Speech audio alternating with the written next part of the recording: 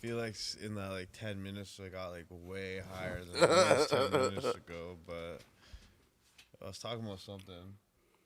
I don't even think we got into anything yet. No.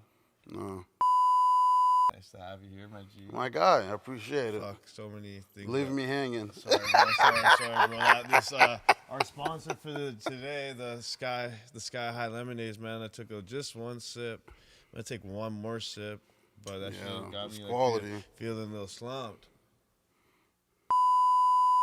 I guess I'm just gonna start off. You kind of do a lot of things. I know you as I originally knew you as a musician. Yep. Just an all around man of culture, I'd say, but I also knew you as a writer very well. He's a very good. I'll use the word renowned because I like that. My okay, homie I'm with that. and shit, you know, he actually wrote my Spotify bio and a few things like that.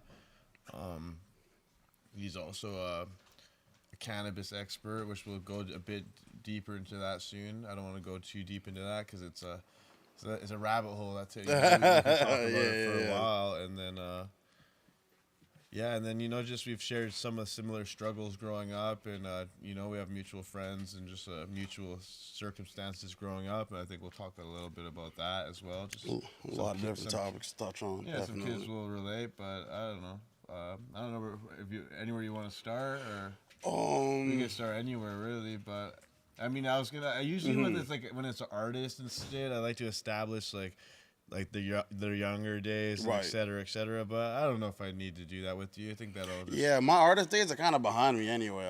A lot of people still hit me. They're like, "Yo, John Doe," and I'm just like, which is dope too. I see my shout out to the homies still running up the SoundCloud views. I still see it. Yeah. But I guess this is my first time kind of officially announcing it. But yeah, my artist days are kind of behind me. Like it's just not something. It's weird. So let's start in order. Let me start in order. So yeah, we would have first connected like through the writing thing. So you came to my I was money hungry days. I threw my first block party, and there we go. Yeah. I won't say her name, but there's through a girl that we know, a mutual friend of ours. Shout out couple mutual friends. Shout out TH in the squad. But they just kind of were like messing around with both teams, and we're like plugging both, like, yo, you should check MH to these guys. Yo, you should check Perk Boys for us, blah, blah. And, you know, so as super dope, respectful guys, they pulled up to our event, showed up, gave some merch, showed love, him and Jesse. And shout out to Juice. Yeah, shout out Juice. Juice. You know, then we just we were just kind of becoming homies at the time, whatever, just because we made similar music. So and we kind of we were related. We were from across the bridge or whatever, but you guys were early. It was kind of like ASAP era in my mind. Yeah, like 2011, kind of ASAP era-ish with the beats and the like druggy influence and whatever. Definitely. And you at the time, I think you were like the ace, I don't want to put like a term on it or like a title. I want to hear this comparison. But it just isn't I talked about it on Goop's interview. You dropped the one music video, Expensive Habits, and that shit was for the time it was next level, and it was shout out to Tony, crazy visuals. Yeah, man, and I should clarify it. Goop said some crazy shit about. Oh man, I gotta hear this. What happened? You didn't hear what he said about Tony? What? That was shot. You want to know a crazy story? That was go for sure. That was shot for free. I don't even know this. If I remember, bro, it was shot for free by a guy that shoots porn videos. That's named Black Tony, and he's from Miami. He's not even black, and he's fucking short, and he's the short white dude. And they call him Black Tony. And apparently he sold other things to fucking all the strippers and shit. And one day, bro, 4 months later, maybe even a year later, bro, I'm watching not Drugs Inc. I think Drugs Inc. And they were talking about how the meth trade and how in the high class world and the porn and prostitute world kind of in LA. And this girl's on screen. She's like, fuck, I need more shit for my guy. And she's calling, they do those cuts. You know what I mean? It cuts to this guy driving and answering the phone, and it pops up and goes, Black Tony. And I'm like, no fucking way, bro. I'm like, this is not happening. Tony, he apparently, like, he shot videos for strippers and shit like that. He might have. I don't know. He. Damn, I don't know if I can put. I don't know if Tony it acknowledges doesn't even this. matter, But no. He did a lot of visual work. He did a lot of different things. You said you seen him on, what was that, like one of them funny like cop shows or something, selling like meth to like Vegas. Now that I don't know about. That it's possible, dude. Tony is a very mysterious dude that's done a lot in his days. Big ups to him. Shout out to He hooked it Tony. up back in the day. You were making music and you know you were coming correct with it, and you're at the time of like it was kind of like that. I don't know that I'll explain what the time was, but you know there was like the Action Bronsons and Yeah, it was like the Tumblr era, like the heroin fraud kind yeah. of Clams Casino type, and like you were hitting those beats, I was hitting those beats, so we related and shit. Yeah, I think that might have been the cloud rap era, as they called Whatever. it. Yeah, back then. I guess so. It was like 2013 It was -ish. beginning of the SoundCloud era, Exactly, but I don't think we even called it that. It Exactly, was yeah. like the prehistoric phase before like the Exactly, kids took yeah, over yeah, and like yeah. went crazy. Well, it was the shift between what was it, kind of like that '09 synthesizer sound, And, like, there but like wasn't- streaming as well. Was there? Because that's what I'm saying. Like we were between that. Yeah, we there were in the wasn't- we were in that mixtape era. Yeah, there wasn't coming off of there wasn't MySpace, coming into streaming, Tumblr, right? like all of that type of shit, right? But that, the thing was, we're Canadian though, so Yeah. we were kind of on the outside of the whole Tumblr, SoundCloud scene. So again, that's the thing. We were kind of the in-betweeners of that era, right? Yeah. Where we'd have been coming off of like Drake, Gucci Mane, and like maybe People Under the Stairs. Like, you know what I mean? Like that combo of underground hip hop, Yeah. independent hip hop, mainstream hip hop. Stone's Throw. Exactly. Yeah, Stone's Throw. Exactly. Yeah. So, exactly. Dat Piff. Yeah, Yeah. shout out to Yeah. Dat Piff, So- live mixtapes, Bandcamp. for sure. But we wasn't exactly Toronto either. So you know what I mean? Like. But and then actually like just through kind of messing around with you, we're just like kind of kicking on some hood shit. But then I guess he was kind of like your graphic designer slash creative person at the time. Shout out to Borna. There we go. He was kind of like just like his right hand man at the time. Of course, and, definitely. And just based on what I was doing at the time, I was printing and stuff at the time, and I was kind of like, I still am involved in clothing, but Right. at the time I was kind of like my main thing was clothing, and he was making haiku clothing at the time, Right. so me and him we got really close There just it is, based off of that, and I started kicking it with him a lot, and he started like because I had my home studio, and like you remember my Right. Yeah. and honestly, I gotta say, like, between him and Dizzy, or between you and Dizzy and stuff, but like you guys were there when I people can't say like, oh, I'm doing a podcast because I'm on a bite or whatever. So you guys were. We had this plan in 2016, Yeah, bro. I bro. remember. Yeah. Exactly. That's You when we guys would have were met. at- Exactly. Yeah. You guys were at my house. Hair was We mad were- shorter. Yeah. You know what I mean? We were Yeah. talking about it for a while, and I don't know why it took me so long. Because like now it's just happening so. And I think maybe all of us just needed to evolve. Exactly. a Yo, bit. that's the truth. Maybe- Yeah. Congratulations, you're sober. Oh yeah. Yep, 90 days, bro. Yeah, Get thanks, my man. man his daps. Yeah, Get my yeah. man his daps, bro. Well, did you do a little like I'll pretend I have a button? Yeah, you need that certified. soundboard. Yeah. But yeah, and then so I had the studio at my house, and Borna was bringing Drew Gray by. I was bringing Noah Shout to Drew by. Gray. Shout to Noah. You know, crazy times, and I was just heavy recording at my house. Yeah. And at this time, you kind of feel like this was around the time you were falling off a bit for the music, and Yeah.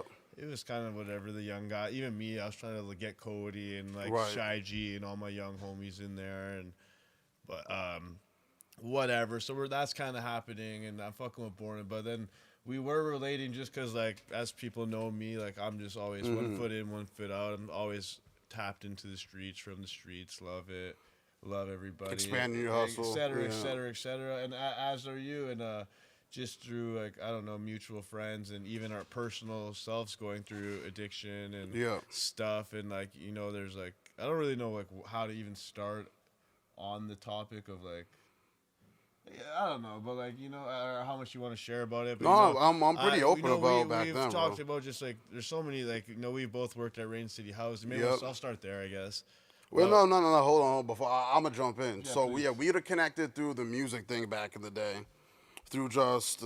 I guess it was like a natural progression of like we're repping North Van, these guys are repping East Van, Yeah. and again like us having met those girls back in the day that they would have been. And then at the end of the day, that was the bridge between that gap, right? Because I feel like there was a bit of hesitation. I can't speak for you. I can't speak for you, but I feel like there was a bit of hesitation, at least on our side, of like, yo, are we as popping as them? Are they more popping? You know, just shit like that. That internet It's shit. just Back it was then, different right? era back Like, then. yeah. It was more competitive. Exactly. There's more of that like competitive. spirit Exactly, back yeah. then. But hip hop isn't like that right now. But that's a different story. Yeah. Anyway, we'd have met through that.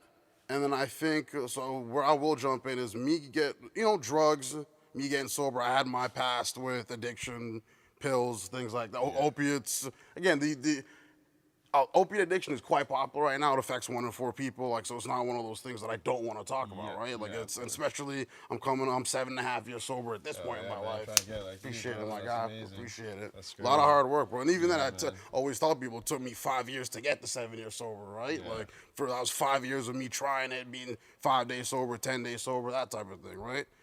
Then when you got the home studio, I'd have gotten out of rehab.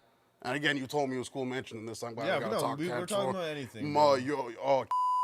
was my roommate in rehab. Yeah, And it was Who don't people? That's my mom's boyfriend. there if you anyone go, doesn't exactly, know. yeah. And it was one of the trippiest experiences too, because it was like he had just came in. I was there a couple days before him, and we hadn't connected like at all. I'd seen him. He came in with the Louis V bag. I'm like, all right, that's the big bro right there. And then he was unpacking his stuff. We just happened to be roommates. He was unpacking his stuff. I don't think I've ever told you this Yeah, I either. don't think He was so. unpacking his stuff, and he pulled out a bunch of Money Hungry gear. I'm like, bro, what you know about Money Hungry? Those are the bros, blah, blah, blah. He's like, it's my son. And I was like, wait, what? You know what I mean? Like, yeah. I was like, you big chubby Asian man. That's like, my son. yeah, right? I was like, you know Rico? Like, how's that possible? And then from there, homies. Yeah. So, you know what I mean? And like, when I was in there, he held me down. I tried to support him as much as possible. Yeah, like, for sure, and man. and again, at that point, I don't think we had, because there was also, and this is what I really wanted to mention too, the first show I ever headlined, you guys yeah, came I through. came through. Exactly. And that night was a night, bro. Yeah, that was a was memorable crazy. night. People still hit me up about that night. John Doe on Lonsdale, Johnsdale, like that was that shit back in the day, bro. That was that shit back in the day, was bro. sick, dude. So, but yeah, I had to mention that. So yeah, after we did that show, we hadn't connected in a minute, Yeah. and Cam again was the glue, was the bridge to that gap, right? Yeah. And I remember. Yo, no one sorry to interrupt, but No, go ahead, bro. free my guy Cam, man. Definitely free Cam, They got too, him yeah. locked up, but he's Definitely coming free home Cam, soon, man. yeah. I think he's coming to a halfway house actually in July. Nice. But, Oh, nice. That's good for him, He'll bro. make sure the Free- books yeah. are heavy and he's eating good and he's playing PS1. So hopefully we see my Tony guy. Hawk Underground like a You know what I mean? motherfucker. Hopefully we That's the see my guy shit. soon. You know That's what's tight. crazy? He actually called me when the Euphoria finale was on, and he was like, I was at Really? Junk Dish or whatever. And he's just like, yo, like, did you watch the finale? He's like, the whole unit were sitting there watching the finale. He's like, shit was crazy. That like, is tight, they killed bro. Ashtray. And I was like, what? I'm like, Stop it, bro. I'm They like, don't- I'm like, what? You guys were all sitting there, like, the whole unit was sitting there in jail watching Euphoria? Like, that's crazy. That's saying something, right? No, That's like, saying damn, something. That's some crazy shit. That's saying something. So, but yeah, and so then through Cam and stuff, we were kicking it or getting reunited. And then there's kind of my brother Cody. He was going to the New West Recovery House. Right, right. We were kind of just politicking, connecting about that, and eventually, or kind of like some time goes on, and I'm working at Rain City, which is like they do a lot of things. You could probably It's explain. not, yeah, can perfect explain it spot for better. me to take off. Yeah. Yeah. So Rain City Housing, nonprofit organization. They are. I remember when I had to, and before I can even jump into this, you got me that job when I got out of rehab. Funny enough, one of the last things Cam told me before he left, because he left before I did, he was like, "Yo, make sure you holler at Rico when you get out." Obviously, I did. So you got me my first job when I got sober. Hey, got you, Of man. course, You bro, of always- course. So Rain City Housing, it's a nonprofit organization. And yeah, when I had this job, it was very challenging explaining to people what it is because it's such a multifaceted job. But the different levels to it are like, there's some counseling, there's peer-to-peer counseling. They have homeless shelters all over, not just Lower Mainland, but highly concentrated in the downtown East Side. They do shelters, they do temporary housing, long-term housing, soup kitchens. Oh, what is there anything I'm missing? Oh, clean needle programs. Obviously, can't forget about that. Overdose OPS, prevention yeah. sites, exactly. Yeah, so they do a lot They of got different. like the one for the working girls in Fraser. I don't know Exactly, the right yeah, word yeah, for it, yeah. But like kind of the place for the girls to go to and feel safe. I believe the word is survival sex worker. Yeah, Survival for sex sure. work. Yeah. So, and again, they work with kids. They work with single mothers. They work with. They do so many different things, right? They house the homeless. Yeah. They feed people that need food. So I guess I hop in is when I started when you We got me worked the in job the there. We worked. trenches, I was gonna bro. say we worked in the heats, Man, and that was what's the heats? For yeah, people that don't yeah. know, How the you heats- explain what the heats are, how bro? about this is where I jump in, 'cause Do your thing, bro. Do your thing, I'm gonna bro. tell you what the heats are. So the heats is the winter shelter, and it's when The temporary shelter. It's The temporary. It's temporary just one. open for when it's heavy cold. and Exactly. Basically springtime, they kick everybody out. Exactly, They and that's basically, the like, key. Rent a church out or some Yep. funny building. Bandos. And Yeah. they fucking fill it up with like these jail bunk beds, and it's just like lined up like a barrack in there. Yeah, 50 and people. then they just got like 2 of us working in there to make sure it's all good. And Got to my- stop the fights. Got to stop the overdoses. it's- Got to feed people. Got to do laundry. and like it was wild. Honestly, Yeah. though, I did 16-hour shifts some days. For me, it was like I'm kind of was used to that kind of lifestyle and whatever. And with these people, it wasn't really nothing new to me. So I actually I feel like I did excel in the job. I almost like connected more to the people than almost the workers, and that's kind Right, of yes, exactly. what led me astray a little bit. Was there's a little bit too much work, like not in no Not bad- everyone's not- been there. Not any. Honestly, for me, it was like what I do. I'm working, helping the streets when I'm off work. Is that like to make that my also 9 to 5? It was just like it was just too much. It was just like, Right, I feel I'm you. already doing this on my own terms. Yeah. I don't really need to be like policed on how I see the way to help these people because Right. I see my way to do it or whatever. But it was cool. It was a sick experience. What's a crazy experience both of you Dog. had there? One each. Dog. No. What level of crazy are we talking here, dude? I mean, I Narcan Because- someone the first day. Like, Yeah, my bro, first it's shift, somebody's real. ODing, I had the Narcan 3 Dog. times, called 911. They're like CPR, not CPR. They're like mouth to mouth, mouth to mouth. Yep. And I was just like, I don't know, man. I don't know about that. And I was like, and then finally saw like a client or a folk. Or someone, You always got to get somebody. and Yeah, then they yeah, did yeah. it, but I was just like, sorry, but yeah, but it's true. And I remember this actually was, I didn't realize that the Narcan, like the needle, when you do it, it goes back inside. Yeah, the it vanishes. needle. Yeah. But I didn't know that, so when I did it, and then it was gone, I was like, oh fuck, like I broke the needle inside of it. Did they not train you? Were you trained when you did this? I mean, you know me, man. I'm high. Like, I'm not giving a fuck. Because like, that's the thing, shit would just get hectic randomly in the middle of your workday after possibly 7 hours of also, nothing like, happening. I'm like, don't like. I'll talk about it because I don't give a fuck. But and my Rain City experience doesn't reflect his. But like, I was in there like jugging. I was buying stolen power drills. I was buying. There was some buying- on the I table was buying activity. ladders. Yeah, like, yeah. I was buying the You dumbest funny. shit. Hedge trimmers. Like, oh man. I think at most I got was speakers, dude. I try not to go too crazy with I it. was just being dumb. Like, and it. Dog, and this is why I say, like, what level are we talking here? Because, like, I've had the same experience my first shift. I dealt with some, I think I can say that on this podcast. I just got straight up called a nigger by one of the clients I was there, which, honestly, rest in peace to her. So the thing about this job is that it's also, I'm good right now because I'm about to do some talking. The thing about this establishment is that it houses a lot of what's called low barrier housing. So it's people that essentially have nowhere else to go. Like we don't kick anybody, we don't turn anybody away, we don't kick anybody out. So there's a lot of activity that flies there that there's more context to it. So with this one client, and she passed away, there's newspaper articles about her. I won't get too much into it, not because of privacy, just because it doesn't really matter. But at the end of the day, this was a deeply troubled person that had a lot of issues around sexual abuse, that messed with identity, and it tied into race. And to make a long story short, this was someone that was a person of color that self-perceived themselves as white. So, and then there's a lot of wild trauma behind that. And I read this person's file after this first day, and even as a black person, by the time I got to the end of that file, I was not offended. Because I was like, I understand where this person's coming from. And again, that was the thing about this job. They hired a lot of people. I feel like this is how I came into play. I remember Rico was saying, they hire a lot of people that come out of school that have no real life experience.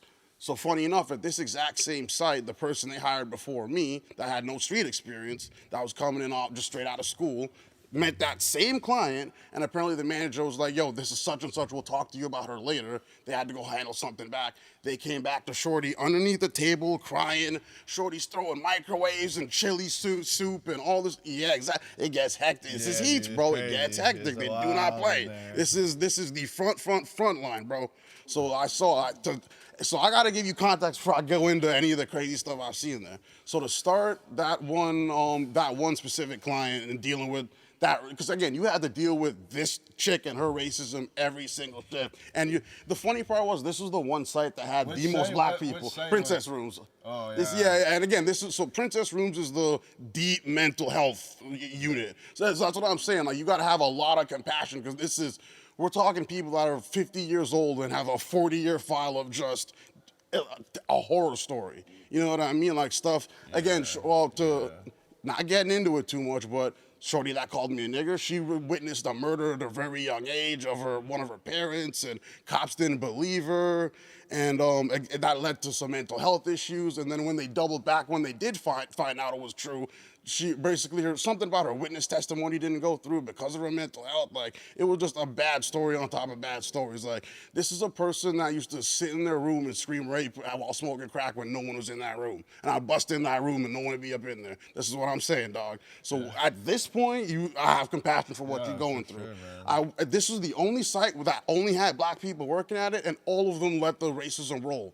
Yeah. And again, when you get to work, like African people, and I get to work with them and talk to them and understand the clients, it's like, okay, this is the situation we in here, I get it. So that's my first crazy one. Bro, I got so many, dude. Fights over stolen Go-Yard purses. And, some dude came to get high with one of the girls, and she backdoored him, ran off with his Maserati keys. But he basically smoked crack for the first time and woke up and was like, yo, where's such and such? I can't find my wallet. I can't find my rollie. I can't find the keys to my Mazzy. Like, bro, it gets hectic down there in East, bro. Yeah, I've seen... Again, to pick up on the OD thing, I don't know why. You'll work there for 16 hours. In the last 5 minutes of your shift, 3 people OD at the same time. And again, so to highlight what Rico was saying about there's only 2 of us, this was the big dilemma here. When more than one person ODs, now what happens? Or when more than 2 people OD, now what happens? How do we handle this? And even still, a one-person OD is kind of still requires 2 people. You got to physically be there. You need someone to be on the phone. Ideally, you should be on the phone because you're the more cohesive person to be on the phone. There should be someone Narcan and CPR, and it never is. So 9 times out of 10, you got to train someone in the area on the spot to do a Narcan revival while you got to handle this. You got to. So strong. And then there's that. One time I Narcan someone 12 times before. They came to. It got crazy. I remember this. By the time it was done and the ambulance came, 12, and like a lot of most people have like one thing. Like if you're you got one with 2 ampules. Obviously at the shelter, we got like a lot. You gotta go run get the Rio. It's not like if you were at a spot and like you're gonna have fucking 6 fucking Narcan cases with 2 ampules each on deck. This is like. But again, that became part of the training. You can't just have one Narcan kit on you. One ain't doing nothing. So. I remember, man. But no, in the last 5 minutes of one of my shifts, I got called up to an OD, get up there, give Buddy the Narcan jab, and like go to contemplate CPR, and then that's when I realized Buddy's in rigor mortis already. Buddy been up there for a few days. Niggas is trapping out his shit. Like it's rowdy out there, bro. Niggas is trapping out his shit with Buddy, not even like underneath nothing. Like he's clearly on a bed in rigor mortis. People was moving around in the spot for good 2-3 days. Niggas probably stole some shit. Niggas probably stole some dope out of there. Like those, remember room takeovers, right? Like that shit was real. So room takeovers is. Can we get into that? Only if you want to, bro. Long story short, Only if you owe somebody some money, your spot is gonna be the hot spot for about a month or two until they get their money back. Let's just say that. Yeah. But again, like, because basically, like, it got crazy. like after a while, I'm like, I mean, the block is still the block, but I think a little bit after Olympics and stuff. Like, it basically, like, things moved into housings. Yeah. And if you owned a housing building, it was as good as a block, if not better. Exactly, if not better. So, yeah. Another wild thing, bro. Actually, hold on. Before I tell that story, let me finish telling this one. Please. So I called 911 after I realized Buddy's passed away. And the time it takes for me to, so it's like a 2-3 level spot, and the time it takes for me to go back down to file a paperwork, call 911, do all this. Obviously, it's going way past. I'm past my 16-hour shift. I been need to go home, right? As I'm filing the paperwork, That's a 16-hour shift. so sometimes they were 8-hour shifts, sometimes they were 16 hours. You know how it was. If your relief didn't show up, you might have to do a 16-hour shift today. That's how it was, right? Yeah. But and again, like, this is not me being cold-hearted, but anyone that's done frontline work understands the dark humor and kind of the I don't know how to explain it, but long story short, like, even as this is happening, I'm like, fuck, dude, I'm trying to go home. Like, I'm trying to go, it's 3:05, I was supposed to be out here 5 minutes ago type of thing. Like, all this is going on is I'm trying to get up out of here. You know, I need my self-care to come back and do this tomorrow, right? So as I'm going to grab the paperwork, I look up, a second person OD is right, like, I'm making eye contact with them and they just fall out. And I'm like, yo, what is going on right here? So and then 911 gets here. I gotta tell them, oh no, you guys gotta send a second unit. I called you for Buddy upstairs. He's all right. And then they're like, oh, what's going on? I'm like, he passed away. Again, the cold-hearted nature of the front line. They're like, oh, he'd been dead. Let's handle this person. You know what I mean? And this person too took 20 minutes to revive. We were out there and again, there was I think it was past 2-3 minutes. Like, the person's brain dead. Past this amount of time, the person's more likely dead. 20 minutes to revive this person, probably about 12 shots of Narcan. Like, it was, again, never seen no shit. This is before Easter Sunday, too. I remember having to go to Easter Sunday after this and act like this didn't happen. You know what I mean? Like, so that's the first story. At this same site, too, that I was just about to say, another crazy thing, dealers would basically become clients. They pretend to be homeless. So this one dude had, I'm not going to say what the car was, but he had a very nice car parked out front and stayed at the spot. And that's when we started catching on to some of these room takeovers. They're like, how's man's got a brand new, you know what I mean? It's a 6-figure vehicle parked out front. And he's paying the tickets on it and again, like, so that was the part of the heat. It's like, I worked at the Pacific one, and it was torn down now, but that one was... Yeah, we worked there. Yeah, we worked there. That was the spot. It was crazy just through just people knowing my mom and stuff, that people had a lot of, like, I'm sorry, I'm just how I am. It's all good. Delano currently, no, at the Eats, but he works for Rain City. But anyways, I got a lot of love at the shelters, and then, you know, I always do the block parties and stuff. So right. It was always a lot of love working there. But yeah, man, it was crazy times, and a lot of wild shit. Even actually the touch, I was just, because it kind of made me think about it, but even I had a lot of respect for you just because my little sister who passed away, Mariah, rest in peace, man. So she basically lived in one of these buildings, basically, and long story short, like, she passed away, like, fentanyl and some whatever. It's a long story, but even too with the ODs and stuff, man. Like, I remember, like, I was in the hospital and, like, she's on all the machines and, like, they're just like, oh, like, they don't know if like maybe they could save her, and, like, we're there for, like, a few days, and, like, you know, it's just, like, fucking tubes down her throat and all this crazy shit, and, you know, you're, like, obviously there and you're having all the hope in the world, and then they just come in, they're like, yeah, like, she's just like, hate to break it to you, she did not make it. She didn't make it. Like, if you bring her back, basically, like, gonna be vegetable or whatever you want to that was the fentanyl era, dog. And so yeah, I had to just basically pull the plug, and even just because we're even just in the same vein, but I'm kind of going off topic of I'm gonna tie it back. I got on you, but like even like crazy enough with that, just because, you know, like, and then I had to deal with, because she's my foster sister, but like I was like her, what's the word, if like if someone dies, like Next to kin? yeah, Or like so power yeah, attorney? exactly. Yeah, So yeah, yeah. I was her next of kin basically, because like it was my mom, but my mom wasn't in a great state, so Right. it was me. But then when it came down to doing all the funeral stuff, it got weird because like she was on welfare. One, she was a foster kid, Right. and she is also Aboriginal. And I was a lot of I'm barriers. trying to deal with all these three like organizations or things, and then it ended up like once it got down to the nitty gritty of it, like I ended up not being next to kin because she had other like Interesting. blood Yeah, yeah, yeah, relatives yeah, yeah. who like get notified like, yo, your sister died, blah blah, and they're like, no, we're actually like her sister, Right. and we're gonna take over. And they actually didn't really do anything wrong or anything. They still like did held it down, but it just like kind of made it was like a trippy experience of like just being from the street and like having to deal with those barriers, and then like kind of get told I'm not family when you know Right, when you're on yeah. the street and like someone's like your brother or your cousin or even as black people too. It's like we use those terms like really loosely, Right. but it's like we all have an auntie who's not her blood auntie, But I've been knowing you my whole she's life. my Yeah, aunt. yeah, She's like yeah. our mom's friend who's her best friend. That's my fucking aunt. Like, you know what I mean?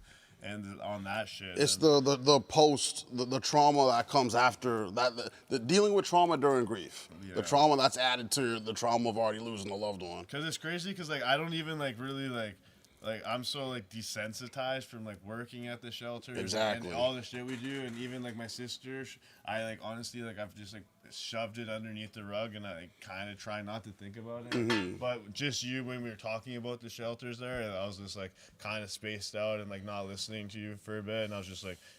Brought me. It was like deja vu. That's to what- like being there in the hospital with the tubes in her mouth and shit. So that's why I just like wanted to say it because I don't really ever talk about her. And I was like, I thought I'd. And I just, appreciate I'd you give being her- open about give that, her bro. That moment. 'Cause, Yeah. you know, Shout out to maybe- Mariah. Yeah, shout out to her. And you know, you came to the service and. Of course, you know, bro. You showed mad And it love. linked you, Yeah, got the man. posters, put them Yeah, up in the man, you neighborhood. did Like, everything, you know what I'm man. saying? And then shout out, you probably know a bit more than me, but below where you wherever Yeah.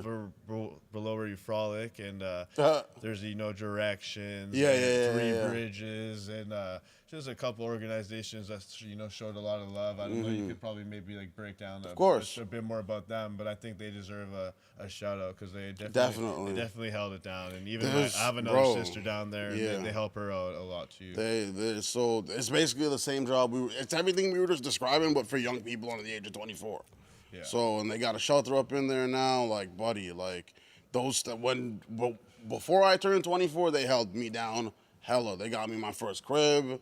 I think I OD'd one time. I called their staff before I called my own family. You know what I mean? Like, they held me down a lot. They gave me a lot of clothes back in the day. Like, and they got a recording studio too. So like, yeah, bro. They got so they got this thing called, I can't remember what it's called, but it's like a media room pretty much. Sick, And this is what I'm saying. Like, they really hold down the young people, the inner city young people of Vancouver, because it's like these people are on the streets. These young people are on the streets all day.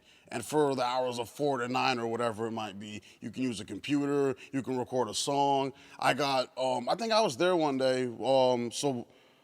And again, what I wanted to tie in earlier when I was mentioning music too was like, so around the time of Rain City, I was getting into, first of all, I was focused on getting sober. That was my biggest difficulty in music. Like, how do I balance street shit with getting sober, with music, which we're seeing now in 2022. Niggas just realizing you can't be a trapper and a rapper. You gotta have both feet in one of the games. It's not gonna work. You try to do both, right? So I was trying to do that while balancing being sober. So that wasn't working for me. Then working with Rain City, it was kind of more focused on myself, helping other people. Like, you know what I mean? So I feel like all these different plights took me away from music. And I'm not just gonna lie to you, hip hop shifted so much in the year I got sober and wasn't rapping, where, you know, niggas ain't doing shit for free no more. You know, let's be honest here. You know what I mean? You had to know the connect for the studio for, you know what I'm saying? Niggas wasn't making music out the trap spot no more. Like, you know what I mean? Like, so a lot of the relationships I had, again, unfortunately, some niggas passed away. Some dudes got locked up. Some dudes stopped. Yeah, exactly. Some dudes got really popping. Like, shout out to don't know if I can say his name, but he on XO Records now. Like, you know what I mean? We have somebody we know that's working with Chris Brown and Quavo, and you know what I mean? The dudes we used to have beef with that we solid now that are working. You know, everyone's path went different. Some dudes don't even do music no more. Some dudes is in fashion. Like, so much happened in that Some year. work at a Ritz.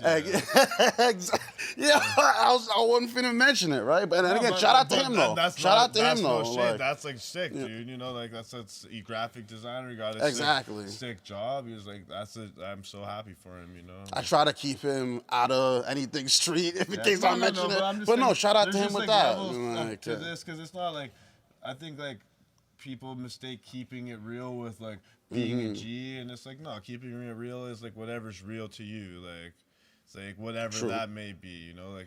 And again, that's all I was really trying to do. I was like, and I remember when I could make music, I was like, what am I gonna rap about? Like being at the shelter, working at the shelter, and you know what I mean? Like I think life just took me from being a rapper at the time. For sure. So, you know, just through all that, working the shelters day to day, and just trying to maintain and live life and just be normal human beings throughout our trauma, all that. I was working in the cannabis field a little bit, right? And you know, and just we smoke weed, we politic about weed, obviously. Whatever. I guess legalization eventually happens, and you know, we're kind of just like, well, even before legalization, we're kind of studying the forefront because there was the black market, dispensaries, gray market, whatever you want to call it. Exactly, yeah. Online, all this like crazy products and just like crazy. The 420 events in Vancouver were the legendary. And like just like, you know, like crazy products. We're talking about the diamonds and Thompson Caribous and buddy, the THC syrup, baby. You know, all the old school shit to new school shit, slum, all of the above. And then legalization happens. Kind of, I still stay in the shadows. All that legalization shit kind of scares me. But it's gotten a lot better too, by the way. Yeah, and maybe you can go tell me a bit about it. But you decide to like, no, I'm gonna do this shit right. I'm gonna do what I need to do. I'm gonna get certified. I'm gonna get my papers, or I don't exactly. I'd love to talk about it, bro. I've been waiting to talk about this to somebody. Just tell me, I guess take it. It needs to be talked about. I got you. Tell me about the cannabis journey of. And this CBD PAPI. I got you. So going from John Doe to CBD PAPI, or Johnny Dopesick to CBD PAPI. Is that what you would like to be? Is that the name now? So and it's funny you mention it too. What do I call it? What do I title it? CBD PAPI. Yeah, CBD. gotcha. Well, that's the thing too. Like you can't forget Johnny Dopesick though. Like you know what I mean. There is no Johnny Dopesick without CBD PAPI. There's no CBD PAPI without Johnny Dopesick. Dysfunctional freelance. Exactly. Right. The different rebrands over because we've been at this for like 10, 15 years, bro. Man, I hear you know what I'm bro. saying? And still under 30. Hey. You know what I mean? 10 years in the game, still under 30. My guy. But you turned 30 this year? Turned 30 in December, bro. Yeah, I'm 31 this year. Yeah, bro. So a lot of hustling. Last bit, bro, it was a good decade too, bro. Honestly, we did some shit last decade. At least for me, man, I don't know. It's just looking a lot clearer since I've turned 30. I think the 30s are going to be a good year because I'm like seeing shit different now. I'm seeing bigger visions now. Well, I feel like the biggest thing back then was I couldn't see my life past 21. Yeah. And now it's like, damn, I'm like 29. Like I never pictured this. So now I'm really looking at what's 5-10 years a whole lot differently. Especially, you know what I mean? Just the info we all have about investments and crypto and this and that. Like there's so much more to life than the right now. At least for me, the first time I'm looking at in the future, right? And again, if I'm putting my money here to invest, I should probably invest in my health too. And so I feel we're looking at life different. But so my entrance into the cannabis game. So, and again, tying into what we were talking about earlier. So my background coming out of high school was in creative writing, journalism, that type of thing, right? And that's when we stopped doing music together. That's how we connected off of this cannabis copywriting stuff, right? SEOs, all of that, right? Exactly. So my dive into that was actually funny enough, and I feel like if anyone watching this that did frontline work already knows what I'm talking about. After being with Rain City for dumb years, it was like, bro, I can't do this anymore. Like I can't I think what did it for me was somebody that I'd revived from an OD more than once passed away. And again, part of the fentanyl there, and again, I'm sorry to bring this up again, just because it's one of should those be things where talked about, it hits exactly. It hits home for a lot of people, but it should be talked about, right? But and I've done in getting sober, done so much just emotional work and therapy around just getting over a lot of this stuff, right?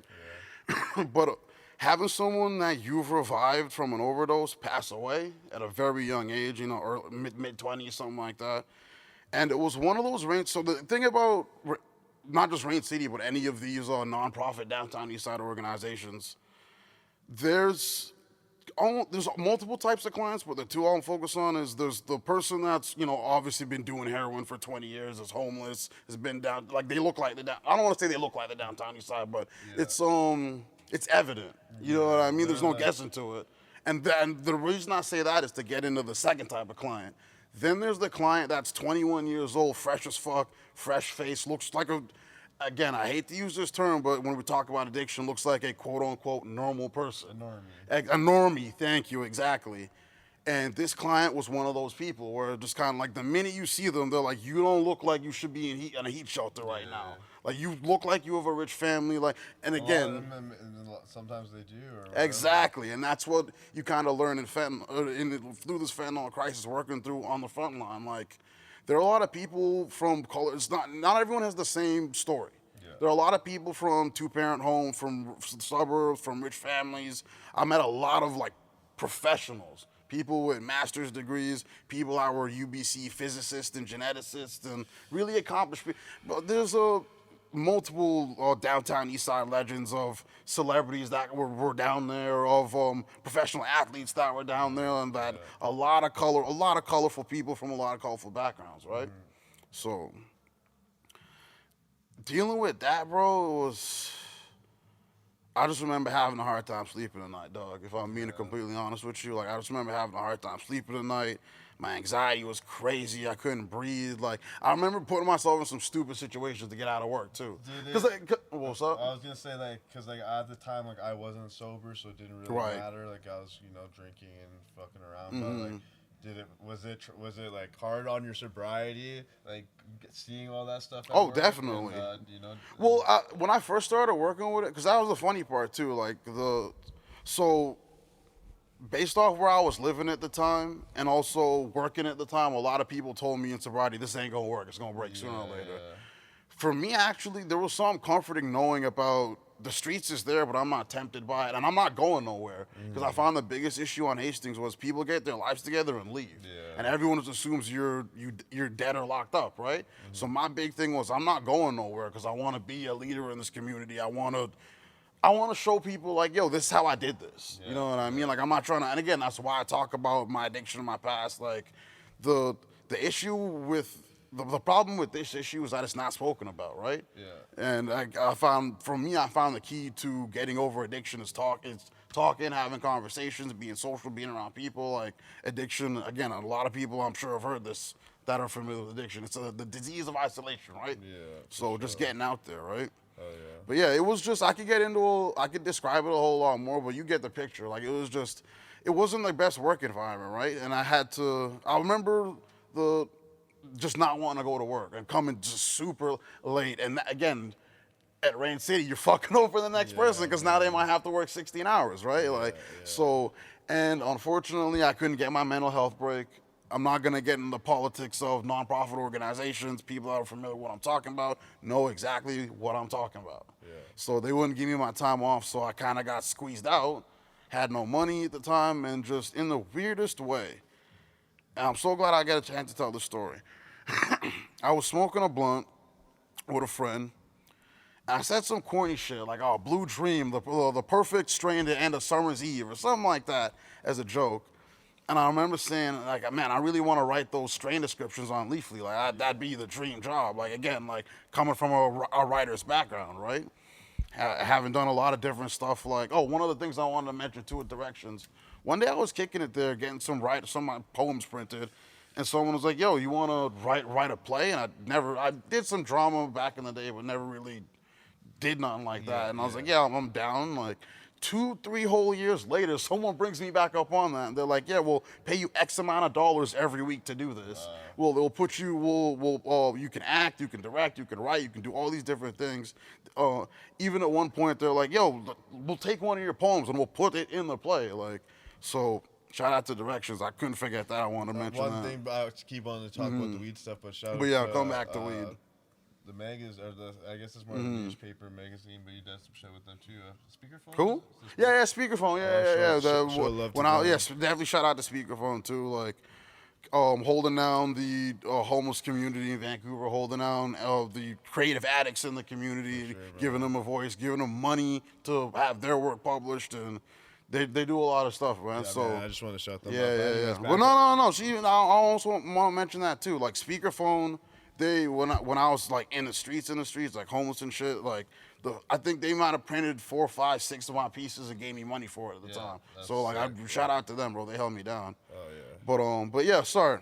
Did you care to smoke some weed? I'm into this. I got some shit to say, but I'm into this. But so yeah, I just remember saying to someone one night, like, I want to write these strain descriptions, and I think 3-4 days later, I'm coming out of vape shop, and someone's like, "Yo, I work for." I don't know if I could. Actually, yeah, I can say that name. I don't say why. They're like, "Yo, I work for Quest, which was one of the more like kind of top shelf premium BC brands in legal cannabis." Yeah. And this is right around. So this is after weed was voted legal, but before legalization was enacted. So this is like early 2018, late 2017. They're like, yo, yeah, I have a background in, and again, this is the funny part about legal weed. They're like, I have a background in tobacco. I've never smoked weed. The people I'm working with don't smoke weed. The growers don't smoke. The owner of the company don't smoke. And they got a really big budget that they're playing with. And it's like, you know, Talk that talk. it's not, but again, I just say that to say that, like, there's just some people in legal marijuana that just have a background from something completely different, don't really know what they're doing, but they just got money. Motherfucker just got money. So we end up blinking. I'm like, and the funny part is too, I'm like, what are you trying to sell? And they're like, oh, we got some Death Bubba, Sour Diesel, but like, mad if you've been in the weed game strains that niggas know about, you know what I mean? Strains. Exactly, yeah. So I kind of just like give him a couple sentences off the top of my brain. His eyes light up. He's like, we need to get in contact, right? Yeah. And again, funny enough, I actually knew the guy from recovery and just through life, right? So it's someone I already had just sitting in my Facebook, but I had no idea, right? So that is my entrance into legal cannabis, just like this one weird night having this thought, and then it manifested like 3-4 days later, right? But the license, that's the next part I want to get into. So that's my entry into it. I'm looking for a job coming out of Rain City. I work at a few different dispensaries. Like hood dispensary. Gray market spots. Because that's the thing too. Like, there's gray market where just like, there's an establishment that's technically not legal, and then there's like the hood spots where just like hole in the wall, exactly. Yeah. Damn, I just heard you heard they just got shut down? Yeah, man, RIP. Bro, they was holding it down for a minute. They got shut down and came back. Like, I never thought I would see that. It's kind of shitty because a lot of people like in that area who use weed as harm reduction exactly use their weed because they offer the fair pricing to, they use that stuff for medication. And that was my dilemma with moving into legal weed. Where just like, damn, like, what about all the medical patients? Phoenix Tears ain't there. $3 grams is gone. $5 grams is gone. Like, Blue Door was holding that down for a lot of people that needed that, right? Before you leave, remind me to get dizzy. There's these girls called the Stolby sisters that I've. Buddy, they come to the shop all the time. Shout out to the Stolby sisters. I was gonna say I didn't know that you knew, but I was like, bro, they're big in legal cannabis. Seem like on they're big. You guys seem like on the same wavelength for sure. They're big in legal cannabis. Maybe we should all sit together and maybe do something. Definitely. But anyways, so you move on to wanting to work at a legal dispensary, and it's not even that actually, because, and again, this is the funny part is, while I'm out of Rain City, I don't even really know what I wanted to do, and my parents, who kicked me out for selling weed out the crib at 17, they're like, yo, you should work in legal cannabis. And it blew my mind that they even suggest that. But like, no, it's a new industry, all these opportunities. You clearly got experience with it. You clearly know about it. Like, it's something you should do. And it was some of the best advice I could have got at the time, but I didn't see it coming. So at this point, I got it just to kind of make ends meet at the time. But then I didn't know, I forgot, because again, getting sober, I was in the game for dumb long coming out of high school, got sober, wasn't in it, came back, and I was like, oh, the money's a little bit different from what I remember. Like, it's gotten a little bit better. The products are a bit better. I'm good, thanks, bro. So there's a lot more opportunity, a lot more money, a lot more product variety, all these things. It's a candy store for me, obviously.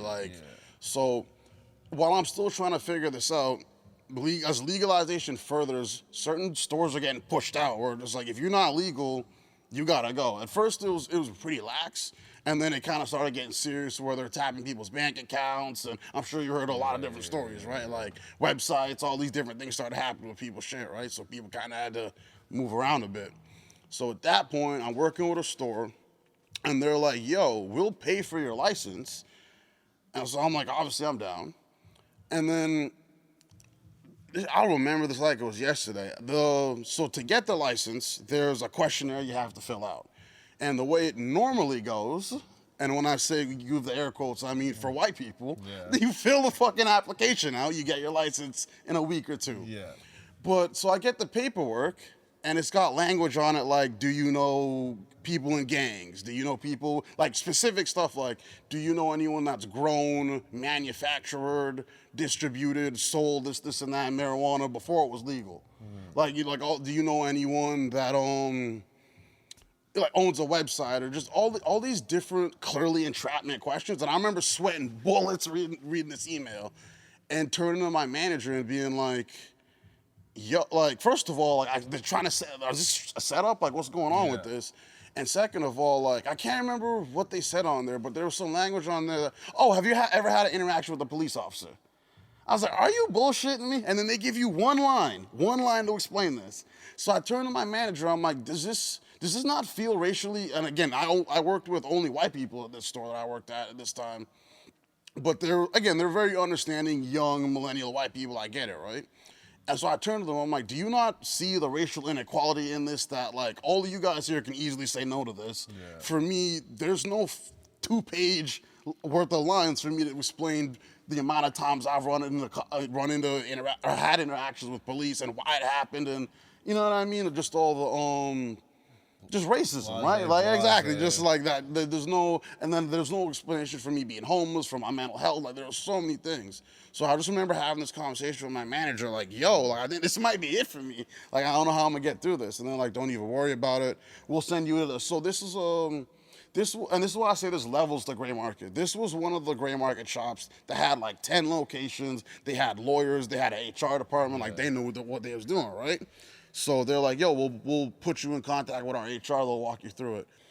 Bro, it was at least, I want to say, a month, maybe 2, of me linking up with HR every other week, having conversations with them as to how I'm going to answer these questions. So I pretty much, so we'd go through it, I'd give them an answer, like, to, again, how I ran into cops, and they'd pretty much feed it back to me in, like, 5 lines with, like, the specific keywords to say or to not say. Yeah. So they were like, don't say cops, say peace officers, peaceful interaction with peace officers over witnessing, you know what I mean? Just specific stuff like that.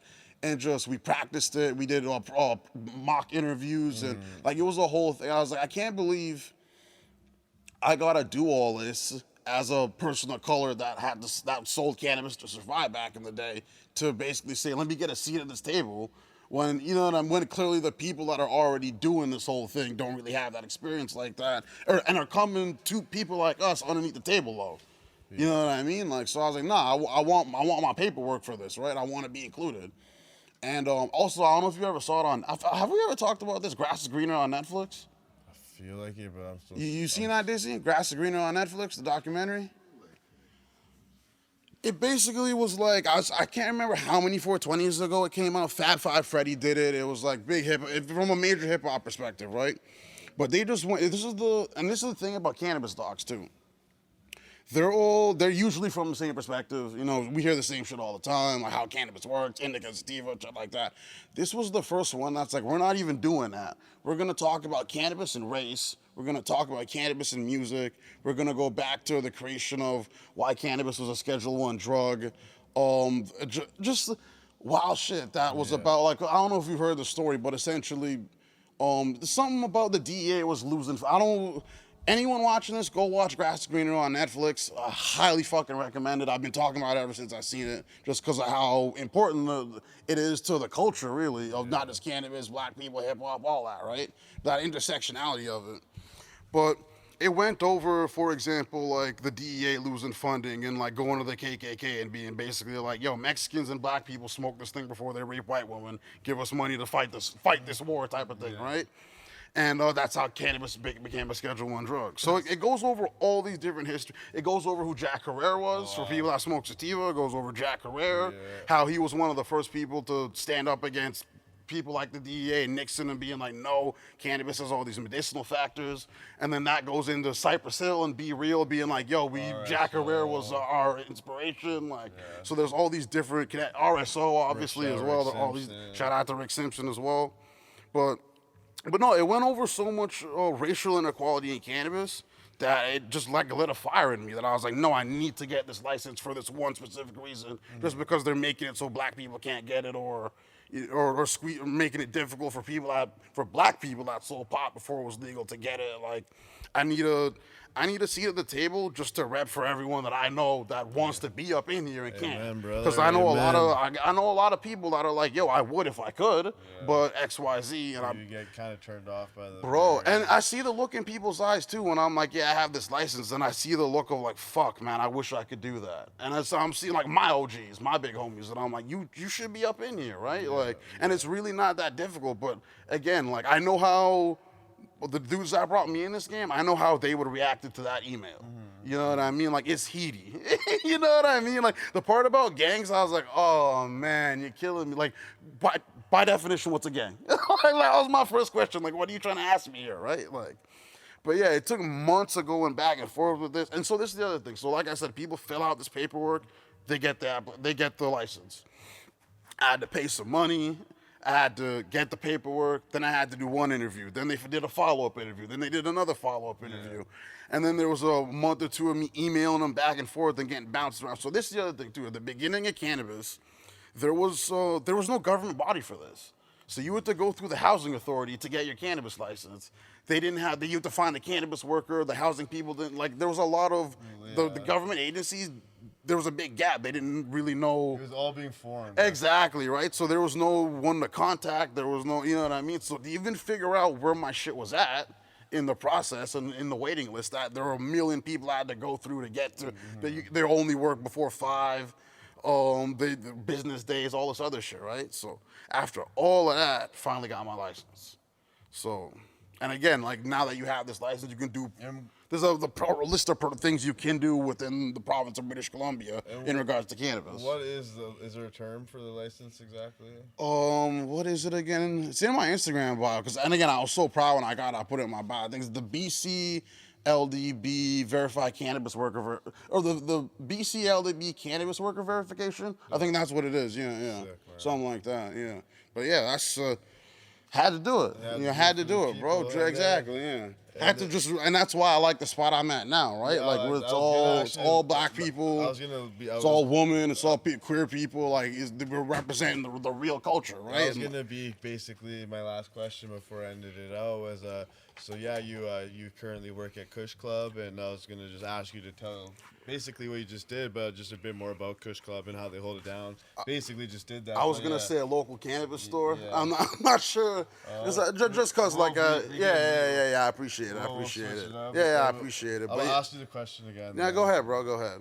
So I was gonna ask you about where you work at. You know, they hold it down for the people and stuff like that. And I don't know if you want to just go a bit more into detail about like the store you work at specifically. Definitely. Like, just what they do for the folks.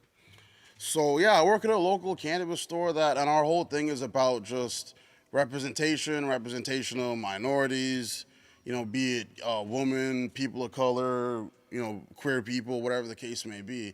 And not just making it a safe space, because we hear that all the time, but like my biggest issue, again, one of my biggest issues in early legalization was the cannabis cultures we all know weren't there. Like, it was very watered down, very bland, and like it was just stuff you hadn't seen before from people you hadn't seen before. You know what I mean? So we were trying to bring it back to, representing the people that really smoke weed every day. Like, you know what I mean? If we're being honest. Smoke weed every day. And, the people I get, not just the financial benefit, but the medicinal benefit of cannabis. And, like, I always say at the store, too, like, I'm just trying to bring it back to when you come over to my mom's crib and we hit bong tokes in the basement and, watch some shitty DVD. And, you know what I mean? Like, just being able to connect with you about this plant that you're consuming into your body for whatever medicinal or recreational purpose you have, right? Rather than just like it's sativa, $72 for an eighth. You know what I mean? Like what's going on? Exactly. Yeah, bro. When we first opened, there was only 8 strains allowed, for example. Wow. Exactly. So that's what I'm saying. So I was thinking about this the other day too. Like when it was like that, and again, there's only like 3-4 stores. There wasn't much competition. But when it was like that, like it took away the individuality from the weed game. Where, you know what I mean, the terps, the strain names, the vibe, again, like some spots had a dab bar, with good looking people working there, serving up dabs, and the Simpsons playing in the background. There are all these different things, right? When there's 8 strains to choose from, you really got to give the customer a reason to come to you. You know what I mean? So I guess kind of where we step in, where we're the vibe, we talk about, what you watching on Netflix tonight? Or we talk, a lot of customers, again, it's pot. A lot of people like music. Yeah. So, we get to, really vibe out and talk about all these different nuances that come with cannabis rather than just like some of these shitty companies like, yo, you surf, bro? Here's a sativa. Like, they really, it shows in their marketing, they really do not know their consumer, dude. I will say that my biggest pet peeve is if I go to a local store or a local legal store and I'm like, yo, like, what's the strong shit? Give me the gas. And they're like, oh, like, here we go. What is gas? Here's this, whatever. And it's just whatever, Exactly. That's what I'm saying. The weed don't got no character to it. They just don't know. Exactly. Because there's good legal weed. There's a few. I don't know. Is there any brands that stand out to you? If I had to like really put on for some brands without promotion, that's okay. We'll end it here pretty soon. I got you. Yeah. If I had to put on for some brands without promotion, Graybeard, I linked with one of their guys recently. They're making some amazing weed. Again, and that's what I'm saying. Their whole thing is Graybeard. We've been doing this for decades. You know what I mean? So on that topic, also BC Black, another company working with dudes that's been doing this for decades. I hear there's one. So their whole thing is I hope I'm not wrong saying this, but my understanding is I can't remember if it's Joint Venture Craft Cannabis or BC Black, but a lot of these dudes do like collabs and stuff like that, right? But my understanding is their whole thing is they link with dudes trying to get their license or in the process of getting a license or whatever it is, and they kind of do that heavy lifting for them. They package their stuff, sell it, bring them back the money. It's kind of like a consignment thing until they get their license. I don't know if I can or if that's something I shouldn't be saying just because and I tell customers this all the time, read the Cannabis Act, read the Canadian Cannabis Act. You'd be surprised what's squeezed up in there. So there's a lot of loose language. For example, back in the day, I remember reading something about like there's almost like a list of songs that couldn't be played at dispensaries. Yeah, no ads. No, not even ads, but it's like for example, you couldn't play Bad Boys, What You Gonna Do? Because if the inspector comes in, it could be sounding off a signal to. Like they tried to write a million things into this law about just keeping weed as above board as possible, right? And like trying to, I'll say that the people remove the criminal element. Mm-hmm. So, but damn, I blacked out on you for a second. I forgot where I was at. Oh yeah, brands. Other brands. So yeah, BC Black, Joint Venture Craft Cannabis, Graybeard. Let me see what I'm smoking right now. Tabletop, Bazam, Ness.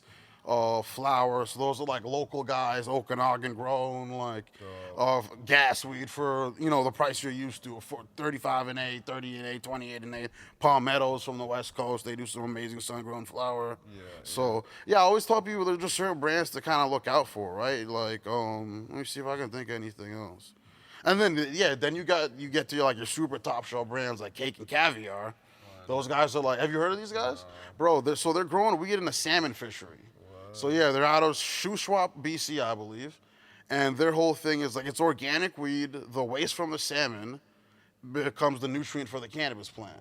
Exactly, yeah. And then they also have like this little ecosystem where it's like when they fish out salmon, they plant cannabis plants. Yeah. When they cut cannabis plants, they breed new salmon. Like you know what I mean? So they got their own little ecosystem, bro. This weed is fire, bro. Soft. fluffy, whole lot of flavor. Like, this is the crazy. weed that's taking it to another level. It's crazy how big soil plays a part. Exactly, in it. bro. Soil is Living soil, actually- bro. The soil is really what makes a Bro, difference with exactly. all the medicinal And plants. again, that ties into like this cannabis sommelier course that I'm doing. Like, so learning like the grades and qualities of weed and the flavors and the specific nerdy shit. Hey, I'm just joking. So getting into quality weed. Yeah, and But- is that another like legal certification? That is it. Oh, well, yeah, that's it's and again, this is the interesting part where it's like, so that's not through the government. Okay. Like, it's its own institution, right? But it's on one hand, it's like some weed nerd shit, but on the other hand, it's like, yo, I could use this to like apply here or do this, or like they have a grower's course for living soil, for example, right? So like, I just see a lot of opportunity and just like connecting dots and like, oh, I can take that and take this over here and do that with it, and you know what I mean? Just so versus again back in the day, like a lot of this stuff we had to learn for ourselves. Yeah. Like, all we and were most doing- there was leafly. And buy a half-pound bag of soda. Exactly, right? Like, I don't even think, were we even talking about indica and sativa? And at most it was sour, it was purple. Like, there was not terpenes. If you're a weed, no Like, terpenes, yeah. if you're a weed nerd or some Yeah. shit, but, I remember when dabs was big when it came out. Like, you know what I dab mean? Like, lounges and all that. this has elevated it where there's like, I thought I knew everything there was to know about weed from a decade of experience. Doing this course, I'm like, oh, damn, I didn't even know that was a thing. Like, there's types of trichomes. Like, I didn't know that. You know what I mean? Like, just simple stuff like that, right? And the opportunity that comes out of going to this institution, and you know, they got weed events and weed parties and all this other types of shit. So there's a lot of I'm just following the what's the word I'm looking for here? I'm just seeing what comes next, and there's just so much opportunity, bro. I see you, man. It's crazy. It's Doing it crazy- for the it's homies, crazy. Doing man. it for the homies. Trying to bring the It's- homies it's with me. dope. I've been learning off you. I'm excited to learn more from you. I hope to get you maybe in the booth one day. Well, bro, I'm trying to do somebody's ad libs, Even bro. actually, If I come back to the mic, And actually, I'm gonna end you here. But one of these days, if God forbid, something doesn't happen to me before, so I'm gonna write a book. And Bro, I'm actually alright. I'm not gonna write it because I don't know how to. one of the But many I'm ideas in the chamber. I'm going to hire my guy here to write, kind of like this shit right here. And we've been talking about, like, again, with podcasting. This is something we It's talked gonna about be like years ago. Freelance Right, yeah, Flint's- I remember, the yeah, freelance Flint guide to greatness with Johnny DOPESICK. There you go. You know what / I'm saying? CBD PAPI. Exactly. Oh, wait, so yeah, What- you were saying earlier to what the title is, to CBD PAPI, formerly known as Johnny DOPESICK, I guess. We'll figure it Yeah, out. we'll figure bro. something But, out. Anyways, man, it was a pleasure to have My you, God. man. Shout out to you. My Shout dog. out to Perk Boy. Shout out to Juice. Juice, Goat, man, Shout North out to Van, all Iceberg. that. Shout out everybody, All right, man. shout out to Brad. Shout out to my guy Birkin, bro. You know what I mean? Salute, my guy. Free Cam. Free Cam, most definitely. Rest in peace to all the loved ones. RIP, You know what I'm man. saying? Everybody. Everyone that's got to deal with the fentanyl crisis. I always say that was that pandemic before this pandemic. Shout out to Dizzy. Man, we did 2 episodes. So we're like, this is like an 8-hour day right now for us. Bro, and he's about working. To, He and always working, but bro. And he's about to go to work, man. So actually, There you I go. feel Shout out to Dizzy, man. I feel bad. I feel bad that I hogged him for the day, but he sees what we're doing. We're really trying There to you do this go, for man. the culture, man. So shout out to the guys behind the scenes. Again, man. we've been talking about doing it. So yeah, man. Shout out to the little homie Khalik too, because I interrupted his session, man. But I'm gonna let him get back to cooking up, man. And we're gonna do what it do. I think it's what, episode 8. Shit, man, we almost at 10, bro. But yeah, anytime you want to come back, bro, more than Most welcome. definitely, man. You know I got you, Bring bro. wifey through. I know your I got wifey's you. always Yeah, doing shout cool out to shit, Haley. man. So man, yeah. Anyways, we out. Peace.